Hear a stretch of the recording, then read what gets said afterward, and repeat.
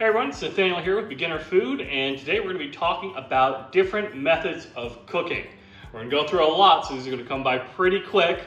Before we go ahead and jump in, make sure you like and subscribe to this video, and always check us out on beginnerfood.com for more info.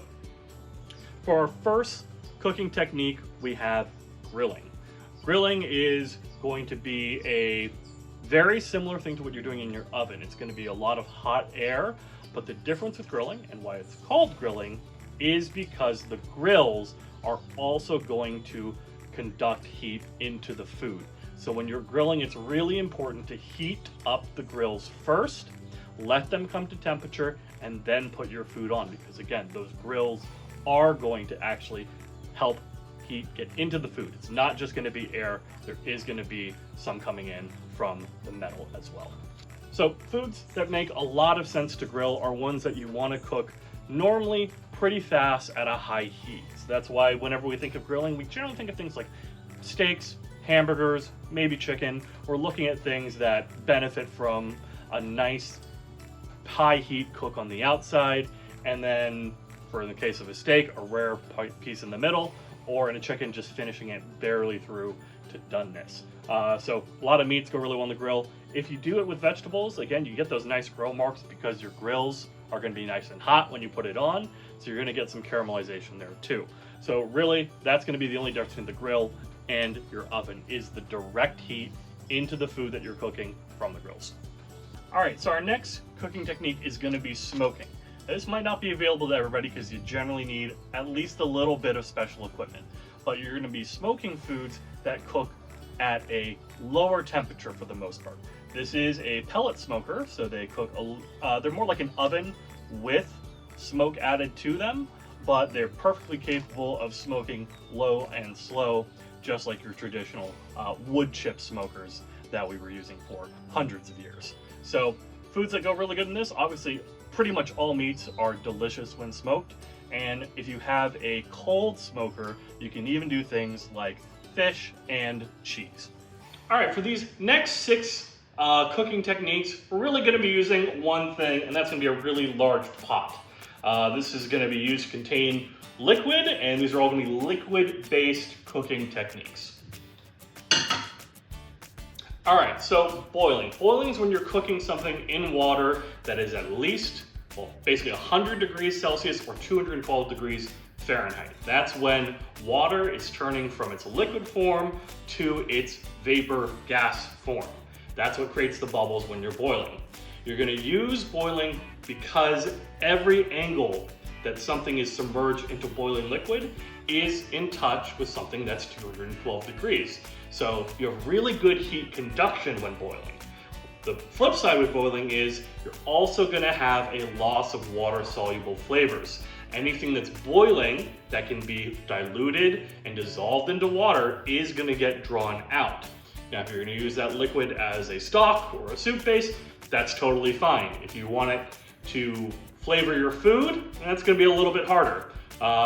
So things that people boil a lot, boil seafood, so a lot of shellfish, that's good for boiling.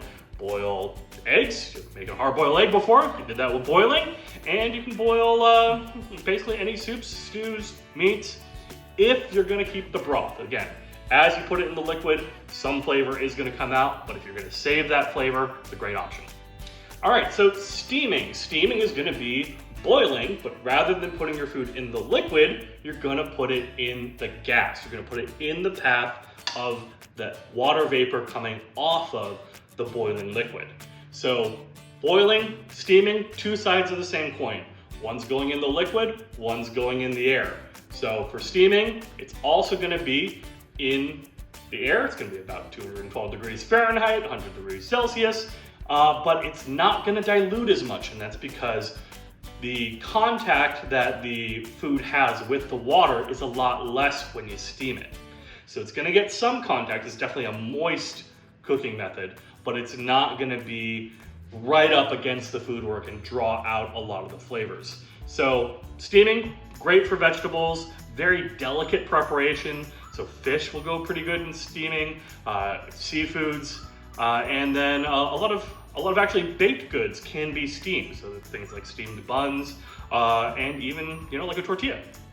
All right, so the difference between boiling and blanching. Blanching is boiling something really quickly and then dumping it into ice or washing it off with something really cold to stop the cooking process. So all blanching is boiling something really fast and stopping the cooking process right after. It's really used mostly for vegetables and for par cooking things like seafood. It's going to basically set the outside of whatever you're cooking, and it's going to give it a little bit more a life when you're talking about vegetables. They turn a nice bright green when you blanch them. All right, next is poaching. Poaching is really similar to boiling, but it doesn't always have to be in water. The most common thing we're most familiar with is poaching in egg. That is normally done in water. Some people do add more things to that water, though. They add vinegar to the water, they might add salt to the water. So poaching is really boiling food, but it can be in other liquids. One of the other things we really like poaching stuff in is you can actually poach it in oil or fat. It's not frying, you can actually poach it in there over a long period of time. That's how we get things like, say, a duck confit. It's going to be technically a poached duck leg. All right, so our next one is stewing. You're going to use that giant pot again to do your stews, and that's really going to be a thick liquid preparation for, just think of a soup, but really thick.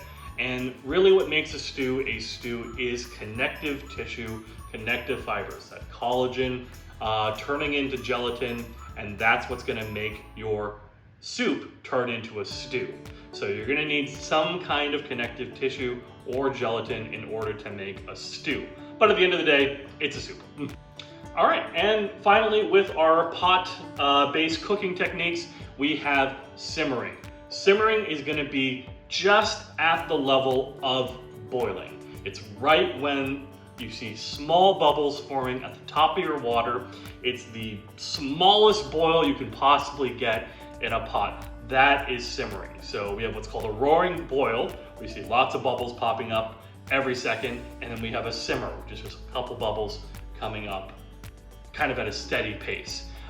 We simmer liquids when we don't want them to splash around. If you have a thick stew, if you have a thick sauce, the last thing you want is a bubble forming this big, popping and spraying all over your kitchen, all over your stove, so you're gonna wanna simmer it. The temperature is the exact same. It's telling you it's at 212 degrees Fahrenheit, 100 degrees Celsius. Water doesn't get any hotter than that. So the temperature is the same, but you're controlling the physical aspect of what's happening. All right, so our next cooking technique is gonna be frying. And you might think of these as saute pans, but these are actually fry pans. You can tell it's a fry pan because they slope up on the sides. So especially for American fry pans, you'll see that angle on the side of the pan. Now, just because it's a fry pan doesn't mean you would do deep frying in it, but you do shallow frying and pan frying in that. If you want to do a deep fry, like a French fry, for example, you would use a nice tall pot like this because that's going to protect you from splatter as oil is bubbling up while you're frying your food. So for frying, basically you're cooking it in oil. If it's a lot of oil, it's a deep fry. If it's a little bit of oil, it's a shallow fry or a pan fry. All right, so our next cooking technique is braising. And braising is actually gonna be something that you're gonna do two different applications of heat. When you braise something, you're generally gonna cook it really fast and dry first to create a sear, create some fond, which is the little burned bits at the bottom of the pan. That's where a lot of flavor comes from. So you're first gonna cook something pretty high, pretty fast, and really dry. Then you're going to cook it in a liquid, and that's where the braising actually happens. So you do something high, fast, and hot first, then slow and really moist. We do this with meats that have a lot of connective tissue in them, like a pot roast, like a chuck, like a short rib. Those are all things that really benefit from braising. It doesn't just have to be beef, also things like a carnitas or a pulled pork can be done through a braise as well. All right, so our next cooking technique is gonna be broiling. Broiling is basically grilling but upside down. So it's going to be your oven turned up to its highest setting. A lot of them will have a dedicated broil setting on them, and that's going to be somewhere between 500, 700 degrees Fahrenheit for when you're cooking. This is going to be really hot, really fast. You're using it to really crisp things up or brown things. So again, just think of it as a grill, but upside down. All right, our next one is going to be roasting, and we're going to make a small difference between roasting and baking. Basically, we're going to have broil up here, roasting right here, and baking down here. Your oven really will do all these things. The only real difference is how hot is it going to be in your oven. So when you're broiling, again, it's like a grill upside down. When you're roasting, it's basically going to be really hot air with some directional heat coming in. So roasting, you're anything really from 350 up to 500, you really consider roasting in your oven. You definitely would not, however, say you're roasting something at 200 or 250, but you could bake something at 250. And then our final cooking technique with the oven is going to be baking. Now again, the oven does everything from baking to roasting to broiling, and if you have a convection oven like this one here, it's also technically going to do an air fry. But baking for us, it's really going to be anything kind of 375, 350 and below. Very rarely would you ever say you are roasting something at 200 and something degrees, but you would definitely say you are baking it at 275 degrees. So for us, baking is just the lower setting on your oven. Now remember, how the heat gets in there is all pretty much the same. It's using air, and it's really just heating through either an element at the bottom or actual flames if you have a gas oven. All right, so our next cooking technique is going to be sous vide. This is a pretty new one as far as home cooking is concerned, but basically use one of these. This is a precision cooker, and what they do is they heat up a pot or a bin of water to a certain temperature, and then you can cook foods in them in a vacuum sealed bag. And what that's going to do is allow you to cook exactly to the temperature you want. If you set that temperature to 135 degrees Fahrenheit, the meat or vegetables or whatever you're cooking will never exceed 135 degrees Fahrenheit. So it's really nice for making steaks or for cooking chicken, where you can achieve basically safe cooking temperatures without having to worry about drying out your food or overcooking it. All right, so those are 15 of the top cooking methods that we're using all the time over here at Beginner Food. Let us know which one's your favorite. If we missed one, let us know in the comments down below, and come and check us out anytime, beginnerfood.com. Thank you.